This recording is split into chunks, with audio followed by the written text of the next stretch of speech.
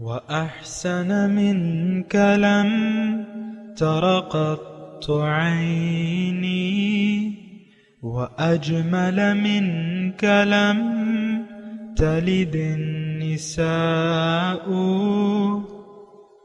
خلقت مبرأ من كل عيب خلقت مبرأ من كل عيب كأنك قد خلقت كما تشاء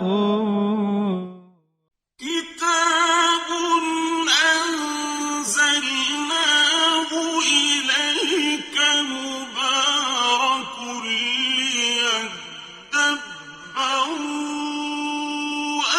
آياته وليتذكر أولو الألباب. یہ کتاب برکت والی ہے جسے ہم نے آپ کی طرف نازل فرمایا ہے تاکہ دانش مند لوگ اس کی آیتوں میں غور و فکر کریں اور نصیحت حاصل کریں. اللہم صلی علی سیدنا محمد وعلی آل سیدنا محمد بعدد کل ذرۃ مئۃ الف الف مرۃ. سامعین و ناظرین کرام، السلام علیکم ورحمۃ اللہ وبرکاتہ. سامعین کرام، سورہ شورى آیت نمبر 38 حصہ اول. آج کا موضوع، کیا ہم نے نماز کو ضائع کر دیا ہے؟ اس کے ساتھ سامعین کرام آج کے سبق کا آغاز کرتے ہیں. سب سے پہلے گزشتہ سبق کا اعادہ ہوگا. والذین یجتنبون کبائر الإثم والفواحش وإذا ما غضبوا هم یغفرون. اور جو لوگ کبیرہ گناہوں اور بے حیائی کے کاموں سے پرہیز کرتے ہیں اور جب انہیں غصہ آتا ہے تو معاف کر دیتے ہیں. سامعین کرام، سورہ شورى آیت نمبر 38. والذین استجابوا لربہم، یہ وہ لوگ ہیں جو بات مانتے ہیں اپنے رب کی، یعنی اپنے رب کا حکم مانتے ہیں، اور وَأَقَامُوا الصَّلَاةَ، نماز قائم کرتے ہیں. وَأَمْرُهُمْ شُورَى بَيْنَهُمْ، ان کا کام باہمی مشورے سے ہوتا ہے. وَمِمَّا رَزَقْنَاهُمْ يُنْفِقُونَ، اور جو کچھ میں نے ان کو دیا ہے اس سے خرچ بھی کرتے ہیں. مومنانہ صفات کا تذکرہ ہو رہا ہے سامعین کرام، اور ان آیات کے سلسلے میں ہمیں، یعنی اس کے آئینے میں ہمیں اپنی صورت دیکھنی ہوگی کہ یہ صفات ہم میں پائی جاتی ہیں کہ نہیں پائی جاتی. جو پہلی صفت آج بیان ہو رہی ہے والذین استجابوا لربہم، کہ جو اپنے رب کا حکم مانتے ہیں. دیکھیں، انسان کی کامیابی آپ کو معلوم ہے کہ اللہ تعالیٰ نے اپنے احکامات کی تعمیل میں انسان کی زندگی کے مقصد کی کامیابی رکھ دی ہے کہ جو رب کا حکم مانے گا اور رب کے حکم کے مطابق زندگی گزارے گا وہ تو کامیاب ہوگا. جو رب کے حکم کی نافرمانی کرے گا، من یعص اللہ ورسولہ فقد ضل ضلالا مبینا، جس نے بھی اللہ کی اور اس کے رسول کی نافرمانی کی تو وہ بڑی دور کی گمراہی میں جا پڑا. تو ایک یہ مومنانہ صفات بہت زیادہ ضروری ہے، اشد ضروری ہے. یہ تمام صفات ضروری ہیں، لیکن بعض ہر ایک کا اپنا درجہ ہوتا ہے. استجاب لربہم، یعنی یہ رب کا ہی حکم مانتے ہیں، رب کے حکم کے مطابق زندگی گزارتے ہیں. تو دوسری جگہ اگر میں اس کی آیت کی ایک دوسری نظیر پیش کروں، استجیبوا للہ وللرسول اذا دعاکم لما یحییکم، بات مان لو اللہ کی اور اس کے رسول کی جب وہ تمہیں بلائیں، یعنی اطاعت کی طرف بلائیں، اس میں تمہاری زندگی ہے. لما یحییکم، اس میں تمہاری زندگی ہے. تو یہ بات مان لینا، اصل میں تو جو بنیادی ہمارا مرض ہے، جو قومی مرض کی شکل اختیار کر گیا ہے، وہ یہی ہے کہ ہم اللہ کی بات کو ماننے کے لیے تیار نہیں ہیں. یہ ایک بنیادی مرض ہے. اور ایک اس کی وجہ کیا ہے؟ اس کی وجہ یہ ہے کہ رب ہماری منزل نہیں ہے. اس کی وجہ کیا ہے؟ اس کی وجہ یہ ہے کہ ہم ظاہر پر دھوکہ کھا چکے ہیں اور ایک بہت بڑی غلط فہمی کا شکار ہو گئے کہ یہ دنیا ہی ہے، سب کچھ یہ دنیا ہی ہے اور بس اس کے بعد کچھ بھی نہیں ہے، اور دنیا ہی کی کامیابیوں کو سمیٹو۔ جب یہ ایک فکر انسان کے اندر پروان چڑھ جاتی ہے کہ وہ دنیا کے علاوہ کسی چیز کو اہمیت نہیں دیتا اور اس کا خیال نہیں رکھتا، تو پھر یہ دنیا دارانہ خیالات جو ہیں یہ پروان چڑھتے ہیں اور اس میں اس کا نتیجہ یہ ہوتا ہے۔ دیکھیں ایک بات نوٹ کر لیں کہ اللہ کی والذین استجابوا لربہم، جو رب کا حکم مانتے ہیں۔ اب رب کا حکم تو وہی مانے گا جو جس کی منزل رب ہو، جو رب کو اپنا معبود سمجھتا ہو، جو رب کو اپنا مقصود سمجھتا ہو، وہ رب کی باتیں مانے گا۔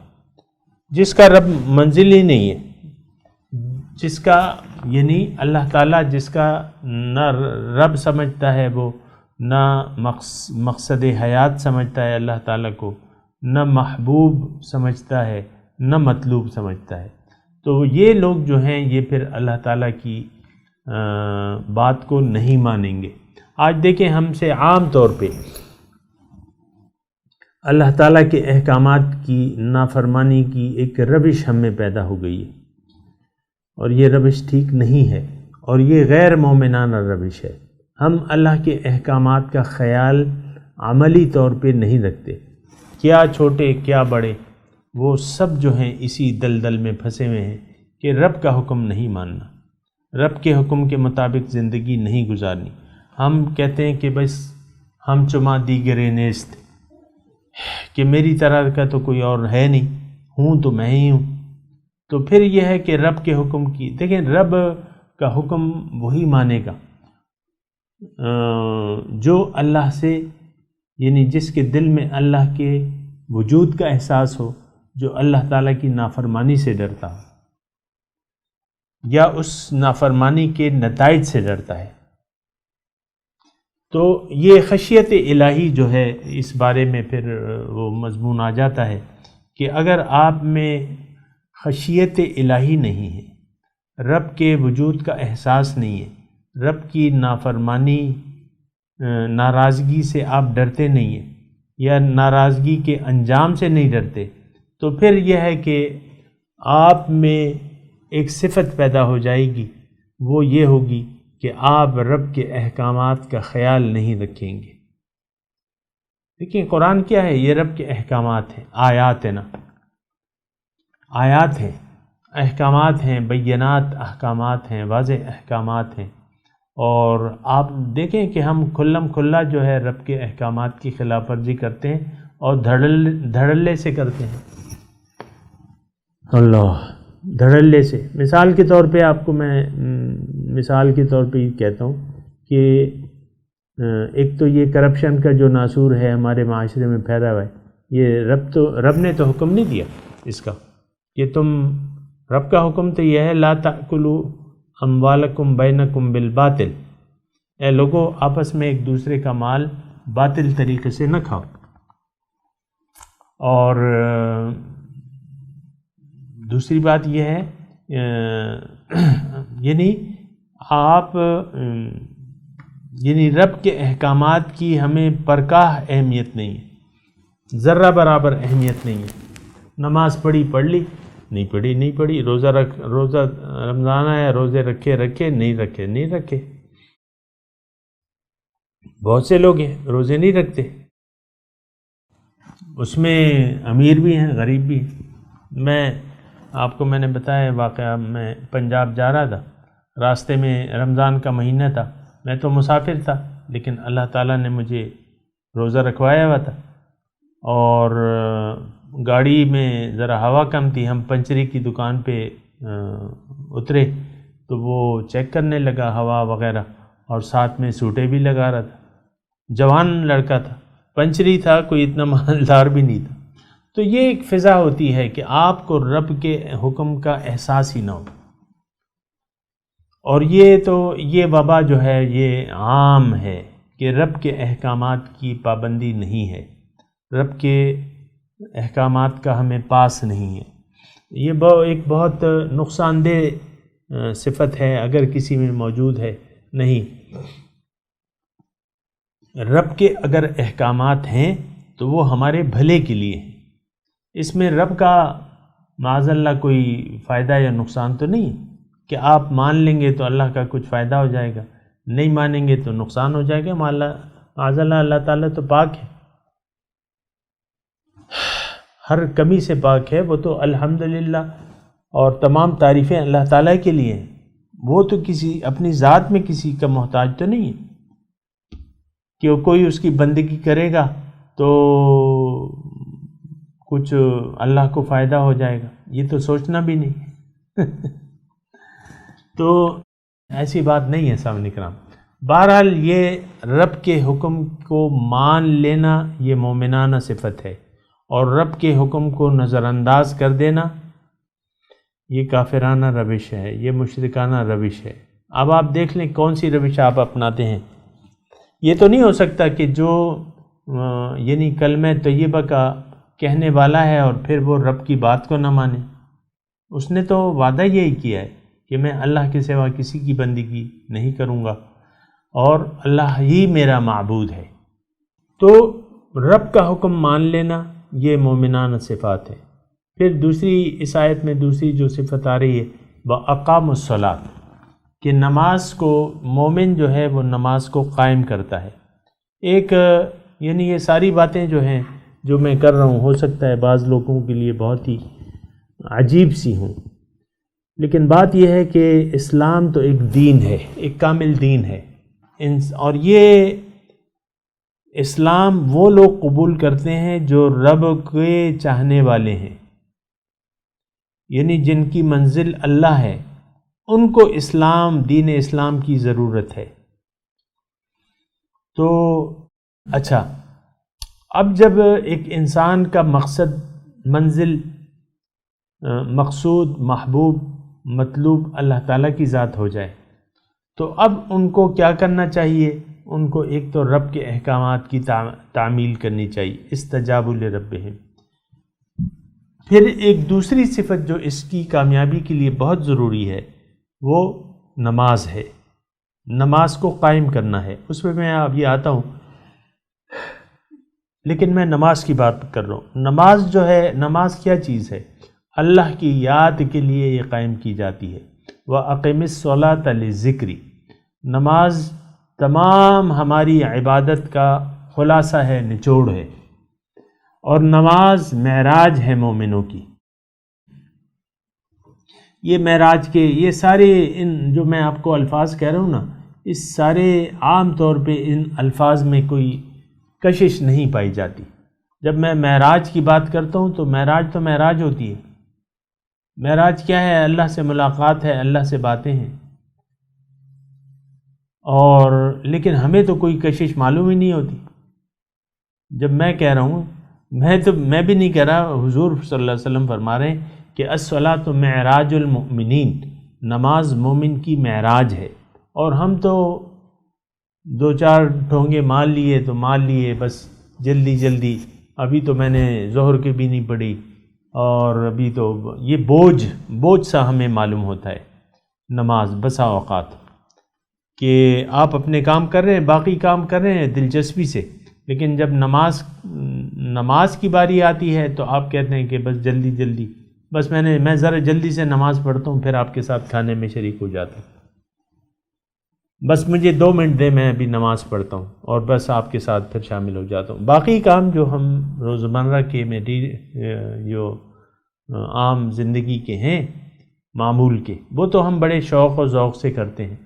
ٹی وی کا ڈرامہ دیکھیں گے، بڑے شوق سے دیکھیں گے. کھانا کھائیں گے تو اس کے لیے پہلے سے سوچے ہوں گے کہ بھئی آج کیا پکانا ہے، کیا نہیں پکانا، کیا کرنا ہے، کیا نہیں کرنا. تو اس طریقے سے ہم لوگ سوچتے تو رہتے ہیں کہ بھئی یہ کام کرنے ہیں یا یہ نہیں کرنے. اور دلچسپی ہوتی ہے دنیا کے کاموں میں، ہماری دلچسپی ہوتی ہے. اگر دلچسپی نہیں ہے تو وہ پھر دین کی جب بات آتی ہے تو پھر ہماری دلچسپی نہیں ہوتی، وہ ایک بوجھ بن جاتا ہے. ایسی بات نہیں ہونی چاہیے. یہ مومنانہ شان کے خلاف ہے۔ مومن کی دلچسپی جو ہے وہ تو آخرت کے کاموں میں ہوتی ہے اور ہونی چاہیے، یعنی جو اس کی روحانی ترقی کا بہت زیادہ باعث بنتے ہیں تو ان کاموں میں اس کی دلچسپی ہونی چاہیے۔ یہ ٹھیک ہے کہ انسان جب اللہ تعالیٰ کی طرف توجہ کرتا ہے، اللہ کی بارگاہ میں توبہ کر لیتا ہے اور پھر اللہ کو منزل بنا کے اللہ کے راستے پر چلتا ہے، تو یہ پھر اس میں تفریق نہیں ہوتی کہ یہ دنیا کا کام ہے اور یہ آخرت کا کام ہے۔ مومن کی زندگی کے پھر تمام کام جو ہیں وہ دنیا کے بھی ہوں تو پھر بھی وہ اخروی بن جاتے ہیں، کیونکہ اس کی نیت تبدیل ہو جاتی ہے زندگی گزارنے کی۔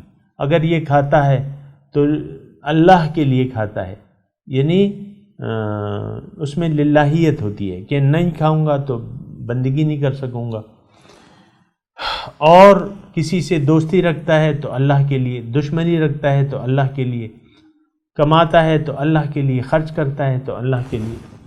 والذین استجابوا لربہم واقاموا الصلاۃ، تو یہ بہرحال اقامت صلاۃ پہ میں بات کر رہا تھا سامعین کرام کہ نماز جو ہے ایک بہت بڑا تحفہ خداوندی ہے، اور نماز کی ادائیگی کا حکم نہیں ہے بلکہ نماز کے قیام کا حکم ہے، یعنی نماز کو آپ نے قائم کرنا ہے۔ نماز ایک کام ہے، ایک فریضہ ہے، اور اس کو تمام شرائط کے ساتھ آپ نے ادا کرنا ہے۔ تو آپ کو معلوم ہے کہ اقامت صلاۃ میں جو شرائط ہیں کہ آپ کے کپڑے پاک ہوں،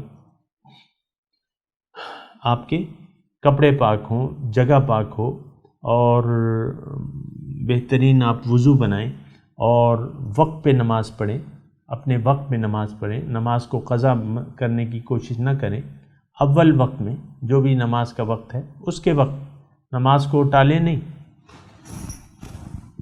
اور خوب خشوع اور خضوع سے آپ کے کپڑے صاف ہونے چاہیے، طہارت ہو آپ کی یہ، اور پھر خوب خشوع اور خضوع سے آپ رب کے دربار میں حاضر ہوں وقت پہ۔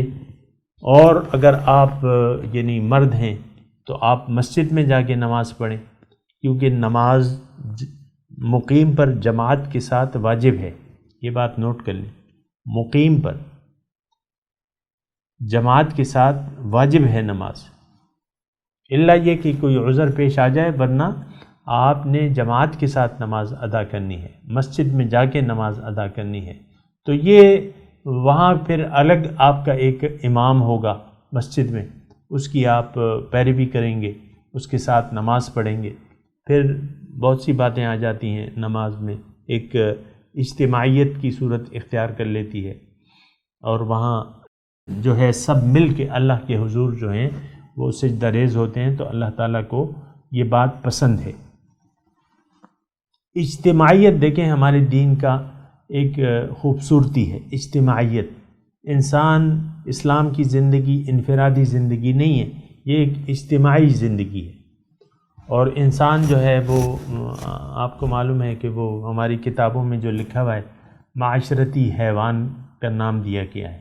یہ معاشرت اور اجتماعیت کے ساتھ زندگی گزارے گا تو تب اسلام بھی قائم نہیں ہو سکتا جب تک جماعت نہ ہو۔ یہ ایک مختصر میں بات کر رہا ہوں، لیکن یہ ہے کہ جماعت، لا اسلام الا بالجماعت، اسلام آج اسلام میں اجتماعیت نہیں ہے، اور اسلام بھی نہیں ہے، بدقسمتی یا بڑے دکھ سے یہ کہنا پڑتا ہے کہ نہ مسلمان ہے نہ اسلام ہے۔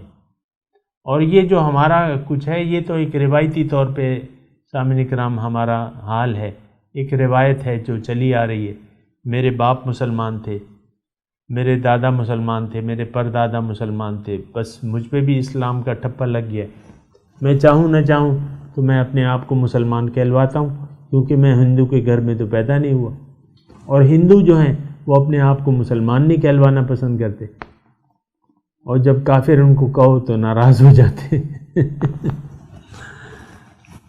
تو بہرحال یہ ساری باتیں ہیں، اور اس پہ ہمیں ذرا غور و خوض کرنا ہوگا۔ یہ اسلام یعنی اجتماعیت کے پھول ہیں، یہ جو بیان ہو رہے ہیں نا یہ اجتماعیت کے پھول ہیں۔ سامعین کرام اگر آپ غور کریں تو ان آیات پر اگر آپ غور کریں، یہ سارے جو صیغے استعمال ہو رہے ہیں یہ جمع کے صیغے ہیں، واحد کا صیغہ نہیں ہے۔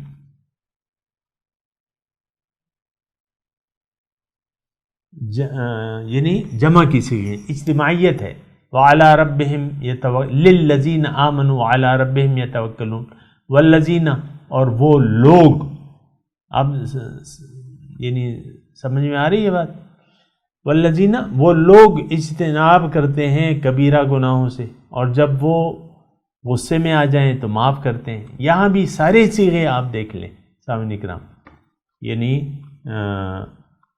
جو ہے وہ صیغے جمع کے اکثر استعمال ہو رہے ہیں کہ جو یہ وہ لوگ ہیں، مومن وہ لوگ ہیں جو رب کی بات مانتے ہیں، اس کا حکم مانتے ہیں، اور یہ لوگ اقامت الصلاۃ کرتے ہیں، نماز کو قائم کرنے والے لوگ ہیں۔ تو بہرحال یہ جمع کے، اجتماعیت کے، میں آپ کو کہہ رہا ہوں نا کہ ہمارا تو اپنے خیال میں یہ ہے کہ اسلام ایک انفرادی مذہب ہے، اور یہ غلط فہمی جو ہے بہت سے لوگوں میں ہے کہ بھئی یہ تو میری ذاتی زندگی کا معاملہ ہے اسلام، آپ اس میں کیوں چڑھ رہے؟ اب ہمارے بہت سے انڈین لوگ ہیں، مسلمان اپنے آپ کو کہلاتے ہیں، لیکن مشرکاؤں سے انہوں نے نکاح کر لیے۔ انڈسٹری کے، جو فلم انڈسٹری ہے اس میں دیکھ لیں مشہور لوگ ہیں، میں نام نہیں لیتا، لیکن یہ ہے کہ آپ کو معلوم ہے کہ ایک مسلمان ہے، وہ اس نے ہندو مشرکہ سے شادی کر لی اور بس وہ بچے ہو رہے ہیں، وہ مجھے نہیں معلوم کہ مسلمان ہے کہ ہندو ہیں ان کے بچے۔ تو بہرحال یہ ایک اجتماعی مذہب ہے سامعین کرام، اس کی ابھی تفصیل کا وقت نہیں ہے، لیکن یہ اجتماعیت ہے، ہمیں اسلام اجتماعیت کا درس دیتا ہے۔ تم مل بیٹھ کے رہو، مل ملا کے رہو، ایک مسلمان دوسرے مسلمان کا بھائی ہے۔ بہرحال وَأَقَامُوا الصَّلَاةَ، یہ تمام شرائط کے ساتھ یہ نماز کا نظام قائم کرنے والے ہیں۔ پھر وَأَمْرُهُمْ شُورَىٰ بَيْنَهُمْ، ان کا معاملہ جو ہے وہ مشورے کا ہے، اجتماعیت کے معاملات مشورے پر ہیں۔ اس میں تھوڑی سی تفصیل یہ ہے کہ جو اللہ تعالیٰ کے اور رسول کے احکامات ہیں اس میں تو مشورے کی قطعاً حاجت نہیں ہے، اور یہ تقریباً اگر آپ دیکھیں تو یہ ایک قسم کے مسلمانوں کے معاشرے کے لیے اللہ تعالیٰ ہمیں ایک بات بیان فرما رہے ہیں کہ ان کے کام جو ہیں وہ شورا پہ مشتمل ہیں، یعنی اجتماعی جو ان کی زندگی ہے یا جو حکومت ہے اس میں یہ شورائیت کا نظام قائم کرتے ہیں۔ شورا کا مطلب یہ ہوتا ہے کہ اللہ تعالیٰ کے احکامات، یعنی اسلامی حکومت جو ہے وہ تو اللہ تعالیٰ کے احکامات کے مطابق، یعنی حکم تو اللہ تعالیٰ ہی کا چلے گا جو قرآن میں ہے، جو اس کے ہمیں بیان کر دیے گئے ہیں۔ لیکن بعض معاملات ہوتے ہیں یعنی جو براہ راست قرآن و حدیث میں ان کا کوئی تعلق نہیں ہوتا، براہ راست بالواسطہ ہوتا ہے، اجتماعیت کے کہ بھئی یہاں ہمیں پانی کی ضرورت ہے، یہاں اس محلے میں کنواں کھدوا لیں یا نہ کھدوائیں، مثال کے طور پہ، یا دشمن سے یعنی جنگ لڑنی ہے اور لوگوں کو اسلام کی دعوت دینی ہے، اس کے لیے کیا طریقہ کار اختیار کیا جائے، تو اس میں پھر آپ نے ایک شورا جو ہے آپ کی ہونی چاہیے جو اہل الرائے پہ مشتمل ہو۔ کیا؟ اہل الرائے پہ، یعنی جو صاحبان خاوندان عقل ہیں، صاحب تقوی ہیں اور دین کے معاملات کو سمجھتے ہیں، اللہ تعالیٰ اور اس کے رسول کے احکامات کو جاننے والے لوگوں کی ایک مجلس شورا ہونی چاہیے اسلامی حکومت میں۔ وَأَمْرُهُمْ شُورَىٰ بَيْنَهُمْ، یہ صورت کا نام بھی اسی لفظ پہ ہے۔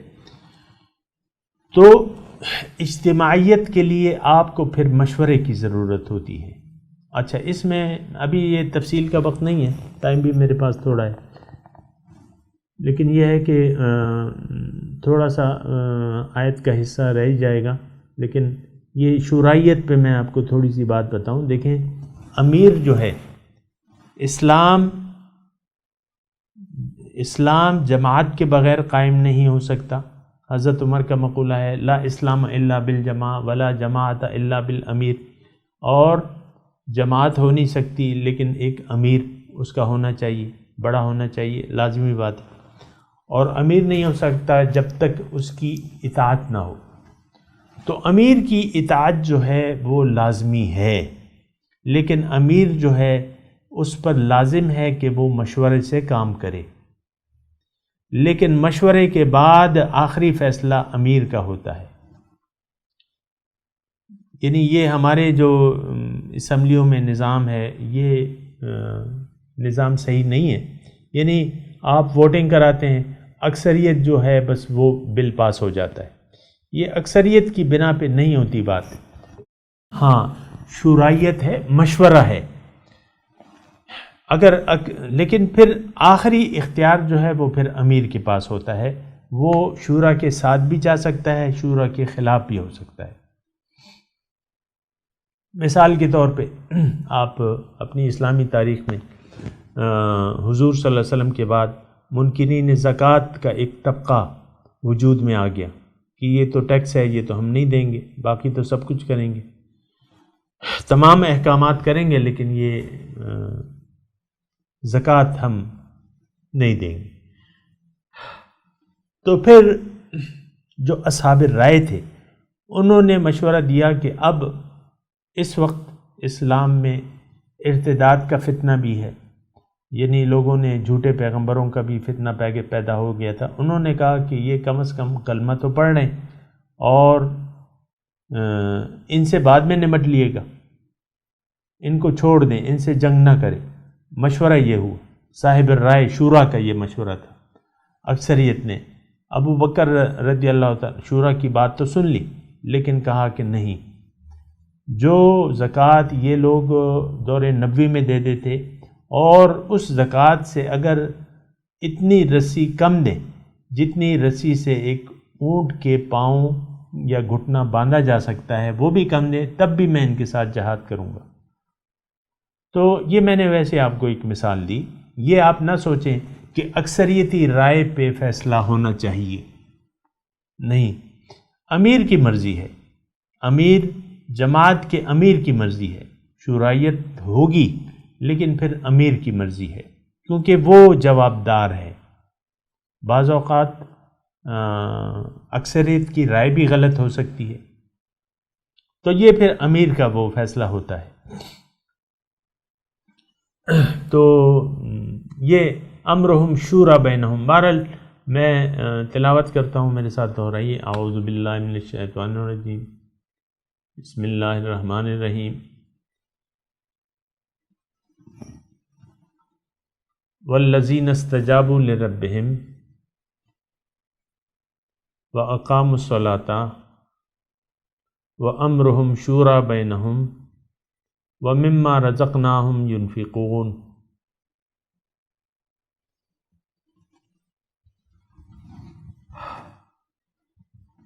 ترجمہ سنا دیں. والذین استجابوا لربہم، جو بات مانتے ہیں اپنے رب کی، واقاموا الصلاۃ، نماز قائم کرتے ہیں، وامرہم شورا بینہم، ان کا کام مشورے پہ، ان کے درمیان مشورہ ہوتا ہے، یعنی ان کے کام میں مشورہ ہوتا ہے. وامرہم، ان کا کام جو ہے باہمی مشورہ ہوتا ہے ان میں، بینہم، ومما رزقناہم ینفقون، اور جو ہم نے ان کو دیا ہے اس میں سے یہ خرچ کرتے ہیں. اب ان آیت کی تلاوت اور ترجمہ. والذین استجابوا لربهم وأقاموا الصلاة وأمرهم شورى بينهم ومما رزقناهم ينفقون. and those who respond to their Lord and pray regularly and conduct their affairs by mutual consultation and give of what we have provided them. سامعین کرام، اس کے ساتھ ہی آج کے درس کا وقت اختتام کو پہنچا۔ اگلے درس میں انشاءاللہ ملاقات ہوگی۔ وآخر دعوانا ان الحمدللہ رب العالمین، والسلام علیکم ورحمۃ اللہ وبرکاتہ۔